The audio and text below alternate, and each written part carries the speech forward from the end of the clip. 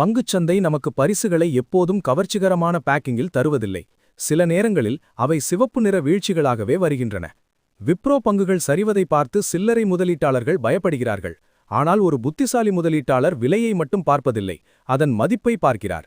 இன்று நாம் விப்ரோவின் வீழ்ச்சிக்கான காரணங்களையும் ஜனவரி 26க்கான டிவிடெண்ட் விவரங்களையும் மற்ற ஐடி நிறுவனங்களுடன் ஒரு ஒப்பீட்டையும் விரிவாக பார்க்கப் போகிறோம். இது வீழும் கத்தியா அல்லது பாய தயார் நிலையில் இருக்கும் புலியா? விரிவாக பார்ப்போம். இந்த வீழ்ச்சி தற்செயலானதல்ல. இதற்கு 3 முக்கிய காரணங்கள் உள்ளன. முதலாவது கைடன்ஸ். எதிர்கால வளர்ச்சி எப்படி இருக்கும் என்று நிறுவனம் கொடுத்த கணிப்பு முதலீட்டாளர்களை ஏமாற்றமடைய செய்துள்ளது. இரண்டாவது கன்சல்டிங் பிசினஸ். விப்ரோ முதலீடு செய்துள்ள கேப்கோ போன்ற ஆலோசனை நிறுவனங்களின் வருவாய் உலகளாவிய பொருளாதார சூழலால் மந்தமாகியுள்ளது. மூன்றாவது மார்ஜின் பிரஷர். ஊழியர்களுக்கான செலவு மற்றும் புதிய தொழில்நுட்ப மாற்றங்களால் லாப வரம்பு 17.6% குறைந்துள்ளது. சந்தை இப்போதைய நிலையை மட்டுமே பார்க்கிறது, ஆனால் நாம் அதன் எதிர்காலத்தை பார்க்க வேண்டும். இப்போது மற்ற ஐடி ஜாம்பவான்களுடன் விப்ரோவை ஒப்பிடுவோம். வருவாய் வளர்ச்சியில் HCL டெக் 6.5% வளர்ச்சியுடன் முதலிடத்தில் உள்ளது.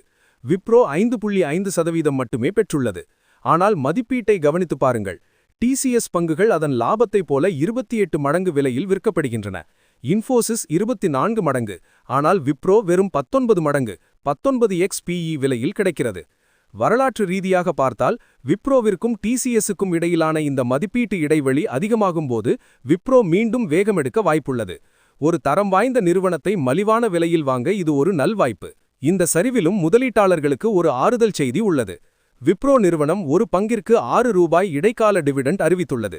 இதற்கான ரெக்கார்ட் டேட் ஜனவரி 27, 2026. அதாவது நீங்கள் ஜனவரி 27க்கு முன்னதாகவே இந்த பங்கை வாங்கியிருக்க வேண்டும். ஒரு நிறுவனம் லாபத்தில் சரிவை சந்தித்தாலும் டிவிடெண்ட் வழங்குகிறது என்றால் அதன் பணப்புழக்கம் வலிமையாக உள்ளது என்று அர்த்தம். பிசினஸ் மீண்டும் சீரடையும் வரை காத்திருக்கும் முதலீட்டாளர்களுக்கு இந்த டிவிடெண்ட் ஒரு நல்ல ஊக்கத்தொகையாக அமையும்.